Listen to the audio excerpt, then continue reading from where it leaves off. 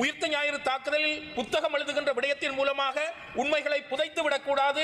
ஏனென்றால் இந்த புத்தகங்கள் சஹ்ராம் காசிம் தான் இதன் முக்கியமான சூத்திரதாரி என்று சொல்லி அந்த உண்மையை மூடி மறைக்க முற்படுகின்றார்கள்.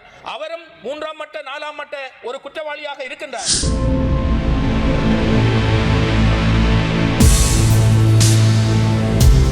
உயிர்த்த ஞாயிறு தாக்குதல் என்றதும் ஒரு பிரச்சனையாக எழுந்து கொண்டிருக்கின்றது. அண்மையில் உயிர்த்த ஞாயிறு தாக்குதல் சம்பந்தமாக கமன்பில் அவர்கள் புத்தகம் ஒன்றையும் வெளியிட்டிருக்கின்றார்.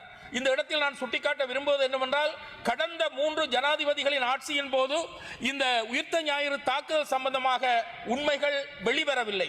அண்மையில் பார்க்கின்றேன், ஒரு 3ஆம் மட்டத்தில் உள்ள சந்தேக நபர்கள், 2ஆம் மட்டத்தில் உள்ள சந்தேக நபர்கள் இப்போது கைது செய்யப்பட்டு சில உண்மைகள் வெளிவருவதாக அறிகின்றோம். இப்போது 1ஆம் மட்டத்தில் உள்ள அந்த சந்தேக நபர் யார் என்ற கேள்வி எழுகின்றது. 1ஆம் மட்டம் யார், யாவர் கைது செய்யப்படுவார் ஏற்படுகின்றது. எனவே தயவு செய்து உயிர்த்த ஞாயிறு தாக்குதலில் புத்தகம் எழுதுகின்ற விடயத்தின் மூலமாக உண்மைகளை புதைத்து விடக்கூடாது.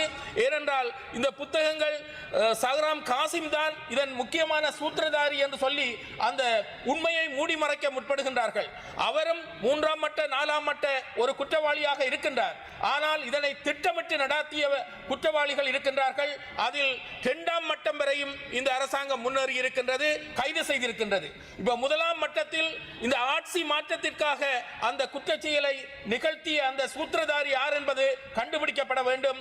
அவரும் கைது செய்யப்பட்டால் தான் இந்த உயிர்த்த ஞாயிறு தாக்குதல் 269 அப்பாவி மக்கள் கொல்லப்பட்டிருக்கின்றார்கள், பல நூற்றுக்கணக்கான மக்கள் காயப்பட்டிருக்கின்றார்கள். அவர்களுக்கு நீதி வேண்டும். எங்களுடைய பேராயர் அவர்கள் உண்மையை தேடிக் கொண்டிருக்கின்றார்கள்.